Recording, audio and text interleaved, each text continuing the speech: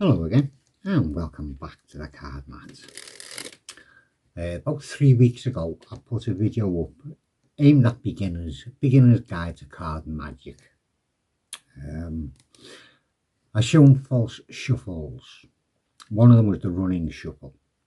Well, I'm going to give you an easy way, intermediate way and an advanced way of doing it. The intermediate and the advanced can be reversible because they're both as good and as difficult as each other. Yeah, right. The basic one, as everyone will tell you, is split up just under a half of the packet from the top. So a third to a half, but under a half, because you're now going to just shuffle off a set amount of cards that you decide on. Everyone says use 10, but it's up to you. You can do 8, you can do 12, depends how comfortable you feel. You're just going to shuffle them off one card at a time, right? I'll go for 8, keep it a bit low. 1, 2, 3, 4, 5, 6, 7. And then the 8th card, your chosen number, you're just going to pull it back so it's in jog to the back and drop the rest of the packet on the top so that card's available. Obviously not sticking out that far.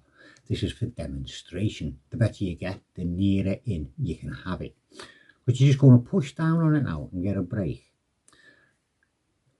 Stick this hand over and catch the break.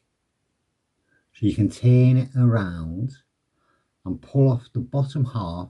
In the process of bringing your hand around, you pull the bottom half. So obviously they don't see that there's already a break there. And you'll shuffle off your 8 cards or whatever number you were thinking. 2, 3, 4, 5, 6, 7, 8, and throw the rest on the top. And yes, I did have it set up like this at the start. That was not just a fancy shuffle to put it in that order. No, it was ace the king in all suits chased order. That's where I did have it. I couldn't shuffle it in, so I'm not that good. Yeah, so that's the basic one. Done smooth. You don't have to do it to the side, but when you do an overhand shuffle, generally turn your hand that way, because then when you're doing something dodgy in your shuffle, it won't look no different. Yeah, everybody's used to seeing you doing that instead of doing that. So when you're doing something dodgy, you don't all of a sudden go over there and then come back, if you see what I mean. Right, so you break off a little bit.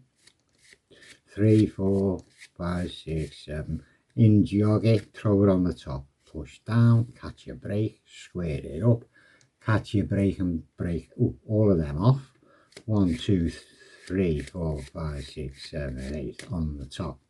And lucky enough, it all stays exactly the same. See, I didn't shuffle it into that order because it stayed in that order, so I was telling the truth. That's the easy one. Now these next two, yeah, I'll go for the easiest of the two first. Again, think of a number, but think of another number. But the second number has got to be lower than the first number. So say we go 7 and 3, right? You break the packet off, same way, with the going 7. So we'll go 1, 2, 3, 4, 5, 6. In jog the 7th, throw it on the top. Catch me break. I'm doing 7 and 3. Catch your break and break the packet. 1, 2. In jog the 3rd. Put it on the top. Catch your break. Square it up. Whatever the last number was you just done, 3. You do another 3. Catch your break. Pull it up. 1, 2. In jog the 3. I think. We'll soon find out. Throw it on the top. Catch your break, square it up, turn it, break it, and do your 7. 1, 2, 3, 4, 5, 6, 7 on the top. Now, hopefully, fingers crossed. There you go. It keeps everything in the same order. So you have a highest number, a number which is lower than it.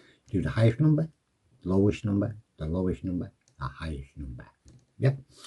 That's intermediate, or it could also be the advanced, depending on how well you can handle it, shall we say. Now this next one is more advanced. You'll break a small chunk off, about 10 cards or so. And again, you'll have two numbers, or it can be the same number. I'll go for the same number of 5. Shuffle off 1, 2, 3, 4, in jog the 5th. Pull off a chunk of cards, keeping that one sticking out.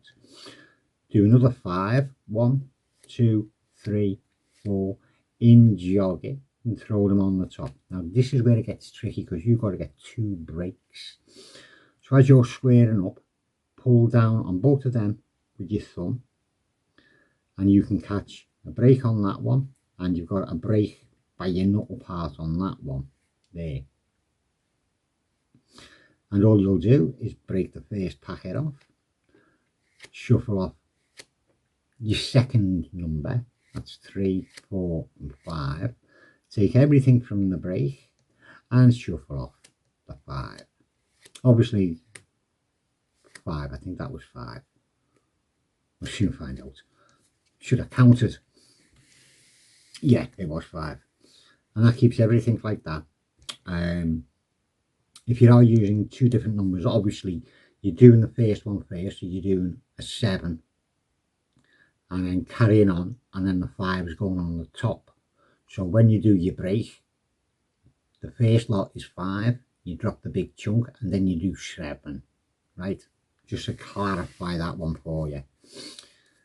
And there we go. 3 nice ways of doing the running shuffle. Will take a lot of practice. Unfortunately, I never use it because I never perform anymore, just on here for you lucky people. Anyway, I hope you enjoyed it. I hope you can use at least one of them. Have a go at more than one. Try 2. If you can't, get all 3. Anyway, I'll shut up and get off. That took a long time. I'll see you again soon.